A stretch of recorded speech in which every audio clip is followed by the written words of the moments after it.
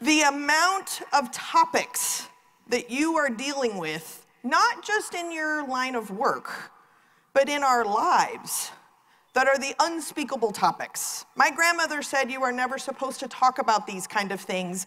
I created a career out of those things. One of the things that I've noticed over these decades of work is there's a common theme as to why we don't think we're enough. It doesn't matter which topic I pick, there's too many to choose from. Some topics you're comfortable with, other topics you don't want to dive into. You don't want to have those conversations. You hope they don't come up in conversation. What I've done is I've created a subliminal diversity training disguised as a humorous communication talk. The reason why is that if I say up front, we are enough and we're responsible for the belief that we aren't, that gets a little overwhelming. I'll build to there.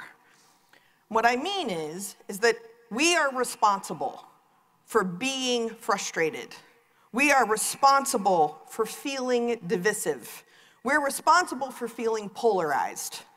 There's a reason why we react the way we do. If you've completed the assessment, feel free to work along if you haven't. What I'm saying is that I have a pattern. This is the pattern of how we respond. It's either heady, hearty, or action-oriented. Austin in the elevator, heady. Doesn't mean intelligent, not saying she wasn't. It just means detail-oriented, specific, timing, vocabulary words, details. Hearty does not mean maternal, thank goodness. It means the ability to connect to something much larger from a smaller incident. This little thing will happen and boom, blows up here. And action-oriented, I'm definitely action-oriented. I don't really care about the details, just where do you want these chairs, right? Just what do I do? So let's dive into a simple subject. Let's take politics. If we were to look at the political atmosphere right now, what is important to understand is all three of these variables are necessary, needed, and in us. Your lived experience is exactly the tool set you need to survive what's happening right now. You do not need anything extra. What I invite you to do today in the time we have is to pick the most frustrating people in your life. You're welcome. But if you can envision the most frustrating people in your life, and then you can hold them in a space that I call differently right.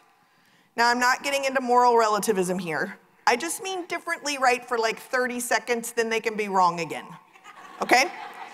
But if you can do this, you're responsible for your own frustration levels. We tend to show up with two of these variables, head, heart, or action. The third one I call the third rail. Any New Yorkers?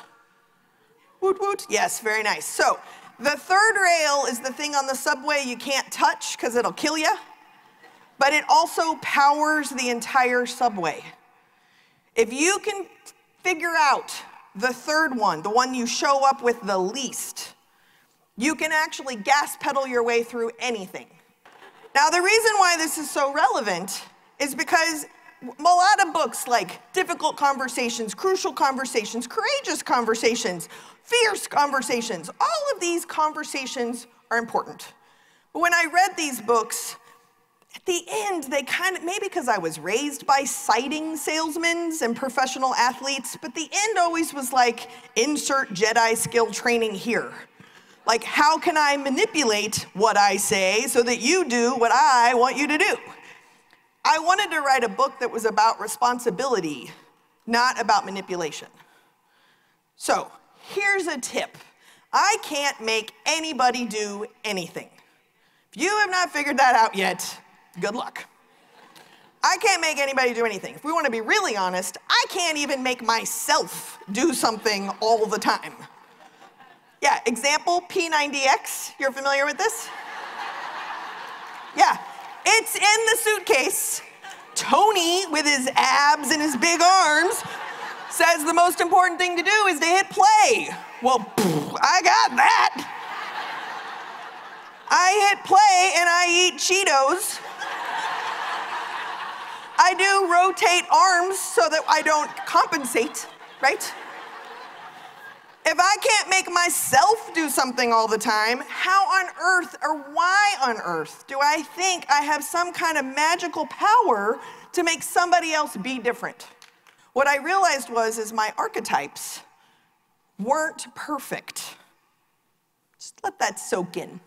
They're not perfect. We've written a story that they were perfect so that we can distance ourselves from them. I challenge you, if you believe something, question it.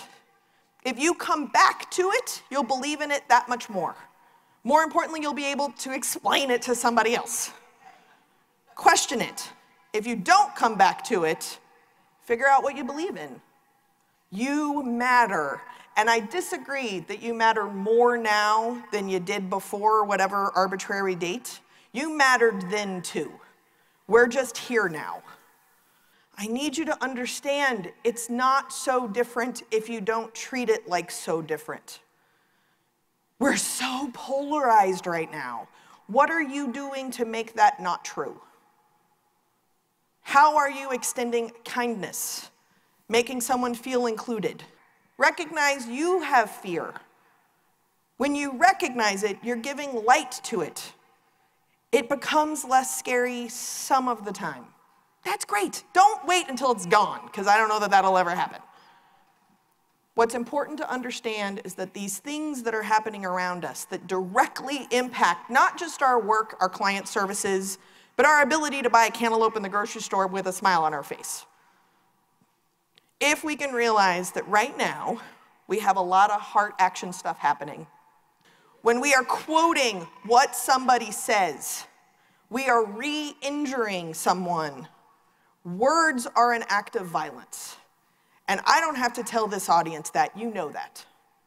But when you are off the clock, are you using those same tools to keep division from happening? I'm able to show up in a trifecta. I may not be perfect, but I'm certainly good enough to do the best you can with what you got some of the time. Do the best you can with what you got some of the time. When we get to the enough piece, it's really noticing the crucible moments of your life. A lot of us have survived a lot to get where we're at. Sometimes someone comes to you and they bring up an issue, whether it's trans inclusion or transracial adoption, abuse, violence, trauma, just to name a few of the words. I only got to page 18 before I had to take a nap. When someone comes to you, your job is to help them see that they're enough. And sometimes we move into fix-it mode, head action. But really what they need is a listener. You can listen without actually knowing all of the answers. You can be there for someone to make an educated referral. That's what being enough is about. It's not an us and them. It's you've been chosen for this moment to have a conversation. It is an honor to be able to speak at an event that took all that into consideration and did what matters. It's an honor. What you can do now is pay attention to each connection opportunity you feel like paying attention to. With each connection, listen. Hold space for feedback. Notice the patterns that you show up with as to who you talk with, who you connect with. In this audience, I'm assuming you know the difference between, look, I'm listening, lunch is soon, and like connection, real connection. Do that some of the time, maybe a little more than normal. Smile. Not because it's our women's job to smile at everyone, but because you have like a source of kindness in you. If you see somebody without a smile, you can give them yours because you can make more. Quoting my favorite person on the planet, Dolly Parton. Smile. Notice your own patterns. Take responsibility for your own patterns.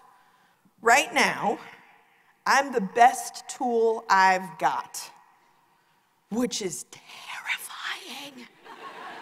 That is such bad news for y'all.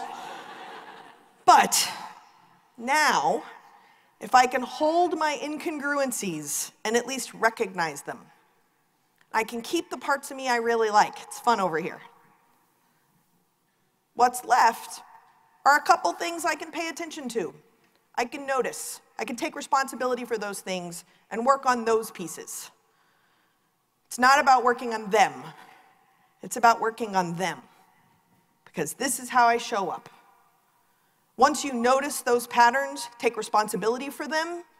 If you need to, uncover the roots of those patterns. Surprise, I have daddy issues. Who knew? Everyone in my entire life knew except for me, but whatever, I worked on it. Once you uncover those roots, do your own work. Somebody else's job on this planet is not to catch you up. Do your own work. If you do that, you are less likely to feel like, oh, what do I do now? You do you is what you do now. Notice your patterns, uncover the roots. Listen to others as if they're wise. People are telling you your unintended impact all the time. It is free counseling. Do you listen to it? And then last, repeat. Do it again. You're not done. This is how to be good enough now. Thank you very much.